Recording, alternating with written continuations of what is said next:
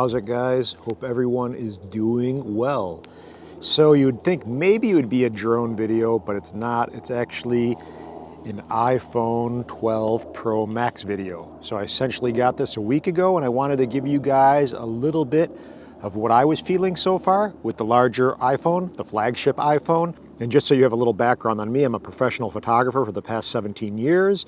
I've actually worked with Apple on a Shot on iPhone 6 campaign, so I do have a lot of experience using the iPhone, and this is their latest and greatest with the sensor that's 47% larger and bigger pixels and a lot of hype. But one of the biggest things as far as the pros is, hands down, in my opinion, especially someone who loves drones, and I know a lot of you guys do as well, is using this for my drone remote. So the large real estate on the 6.7-inch display is awesome when you're flying your drone. And with this controller, for example, like the Mini 2 and the Mavic Air 2, which a lot of you guys have, it fits perfectly, and you got, voila, a huge display, really beautiful. Not a smart controller, but honestly, in my opinion, pretty damn comparable. So that is my number one pro for the iPhone 12 Pro Max as far as being a great display, a lot of real estate, but with that comes a con. This thing is pretty darn heavy and not super comfy to hold. So for me, I've had, the 4, the 5, the 6, 6S, 7 Plus, and the 8 Plus. Those were the two larger of the phones, and then I reverted back to a smaller phone with the regular size iPhone 10.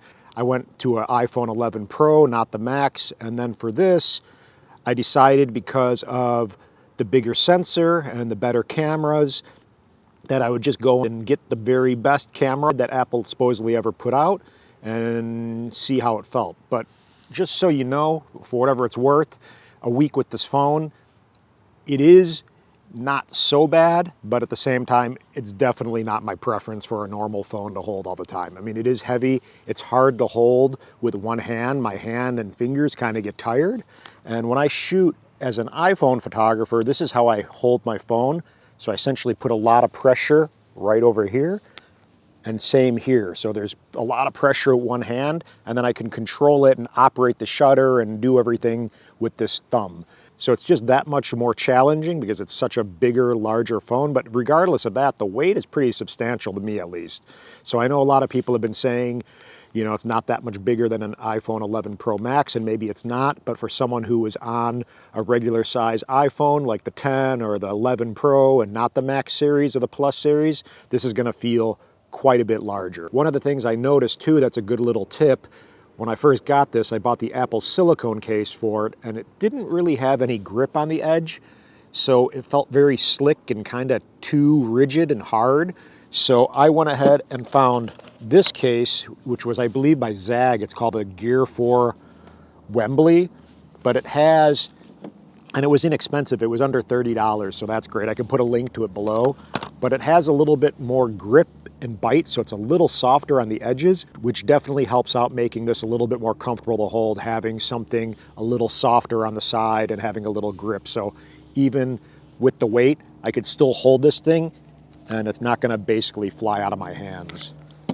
So again, Gear 4 Wembley, and I'll put the link below. But if you can see, this is my silicone case for the 11 Pro, and this is the 12 Pro Max. You can see the size difference. So it's essentially an inch taller and roughly a ½ inch wider on the dimension. So it may not be huge, but again, I can't really explain it. You just have to use it and hold it. I think the weight is a big part of why it feels so much more substantial, along with the rigid side edges, the squared off edges, I should say.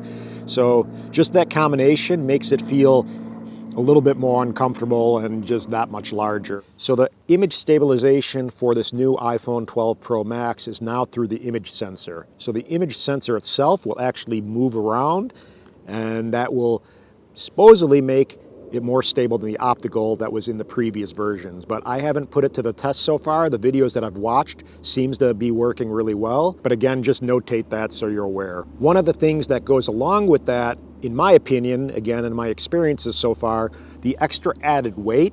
When I'm shooting with this, I don't feel as if I have as great a control because the weight is honestly like kind of pushing my hand down.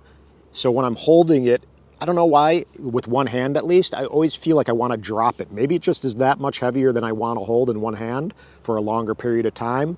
But if I'm shooting or even trying to move, I always feel like the weight's kind of pulling my hands down. So I felt it was easier to get more cinematic, smoother footage with the lighter phones, such as the 11 Pro and the 10 and the other versions that were smaller. So that's just me. I mean, I actually felt like I could get smoother footage just hand holding the lighter, smaller phones like the 11 Pro than with using my Osmo Mobile 3 or something, for example. And another one of the pros that I kind of forgot to mention is the battery life. The battery life does seem noticeably that much better.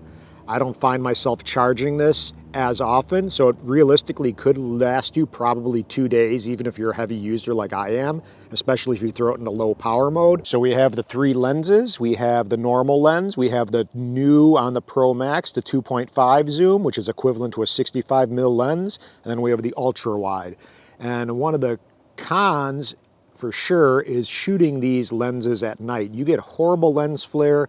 I posted a video, and to me it's more pronounced in my 11 Pro. I know it happened a little bit, but I feel like you cannot shoot at night with any kind of light in your lens without having just complete, utter alien orb all over the place, and it really is kind of not usable footage. So that's a big con and a big negative for having this device. They tout that they have the bigger sensor and the bigger pixels, which are better with low light for capturing more light, and you really can't utilize it because you're getting lens flare and light leaks all over the place. So I'm hoping Apple somehow addresses that, but that's again one big negative for the iPhone 12 Pro Max. So if you guys are on the board as far as whether or not to upgrade to the iPhone 12 Pro Max or even the iPhone 12 Pro, for the cameras alone, I would say no, it's not worth it. Actually, I kind of wish I didn't upgrade. The only thing that I'm kind of stoked about is that it's such a large display, and when you're flying drones, as I said,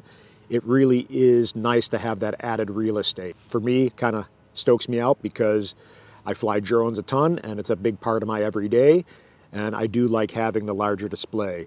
But again, for the camera alone, I would say not worth it. You can definitely rock out. Yes, this has 10-bit Dolby Vision HDR, which is kind of a pain in the butt to work with, but LumaFusion, I know, came up with an update you can work around. Then Final Cut Pro, there's going to be an update in Final Cut Pro soon, I believe. So far, I haven't found that anything I could capture with my iPhone 12 Pro Max, I couldn't capture with my iPhone 11 Pro or my iPhone 10 for that matter. I mean, if you have 4K 60 frames per second activated and you know how to color grade and edit a little bit, you're going to be able to rock out and say that it's an iPhone 12, footage or shot, and guarantee nobody would know the difference.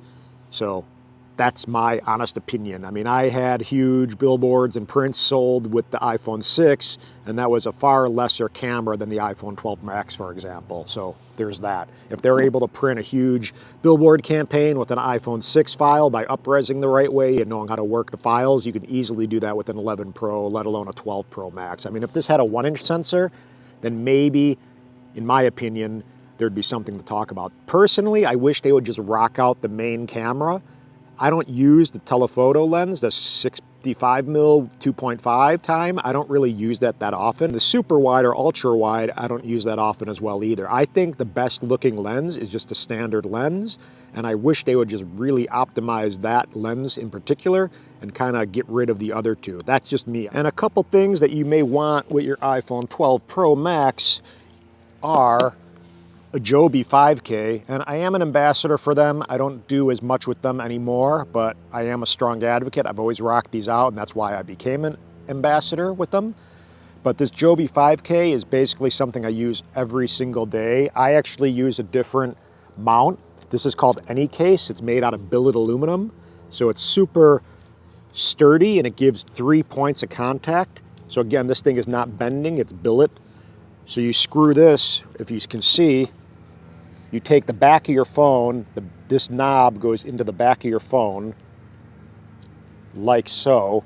You screw it down, there's a little silicone piece so you're not digging into your case, it doesn't damage it. And now it's tight, and I have the Joby 5K X or whatever it is, the plate, screwed in, and then voila. And now you can go ahead and use this guy, rotate, safe, and with the 3-point of contact that this actual bracket gives you, it's really good for high wind days. That's why I got it, because when I was in Hawaii, we'd have really strong winds and trade winds, and my phone would always flex with the other mounts. So this thing doesn't flex. It's really pretty darn good in high winds. So this is one good accessory to have, the 5K and this mount. And this guy is the Mi Photo Sidekick Plus, the larger of the ones, and it does fit, as you see, the iPhone 12 Pro Max with the case.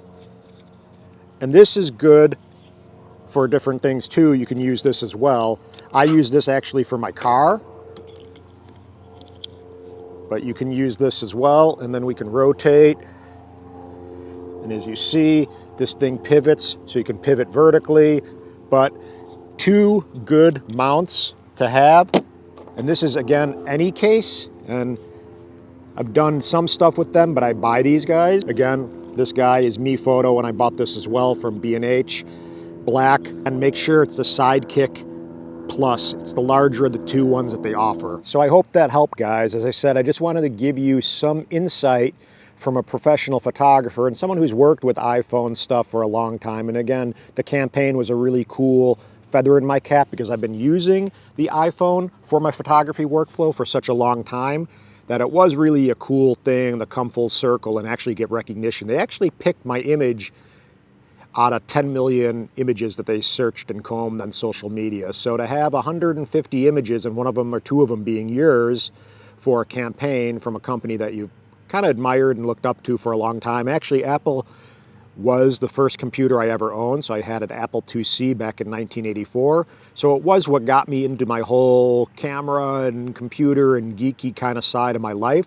So I do thank Apple. I mean, it's really a cool thing. I did always use the iPhone and believed in the iPhone camera as a tool for documenting life. So I used to take my iPhone in a water housing and water shot housings into the ocean, and that's what I had. I had one of my turtle images get featured on that shot on iPhone 6 campaign, and there was the only underwater shot that was featured, which was really kind of cool. But people would always question me, like, why are you taking your iPhone into the ocean when you have a D4 or a D3 or A7R2 and other bigger, larger housings? That was kind of my answer. I don't want to take a big housing into the water. I really just want to go swim and snorkel and see what's out there and have something kind of no big deal, but at the same time, I was capturing really beautiful stuff. But at the same time, when I was out there, I was rocking it out because I was shooting in high-def video and I was capturing really, amazing imagery because it would have such great focus and it would just be something that was so easy to move around with, wasn't cumbersome and large and too much fumbling around. You literally just pressed a button or went between photo and video and you captured stuff. So, I mean, I was getting really beautiful turtle shots and over and unders with the dome port that I had. So that's it, guys, for now. I hope this helped out. I just wanted to give some of my feedback based on what I experienced in the first week with my iPhone 12 Pro Max. And stay tuned. I'm going to do a really epic Chicago edit shot entirely with my iPhone 12 Pro Max. Got in a helicopter, did some really cool stuff, so that will drop hopefully sooner than later. And if you find this content helpful, please share some aloha, subscribe, hit that like button, the thumbs up button, and comment below. Let me know what you thought. Hopefully not too bad. Go easy. I'm new at this and I'm kind of getting in the groove and trying to find my groove. And it's easier said than done. It's a challenge, so bear with me. I hope to hone in and kind of fine tune this whole entire YouTube process sooner than later. So thanks, guys. Appreciate the support. Be patient. Aloha. Bye.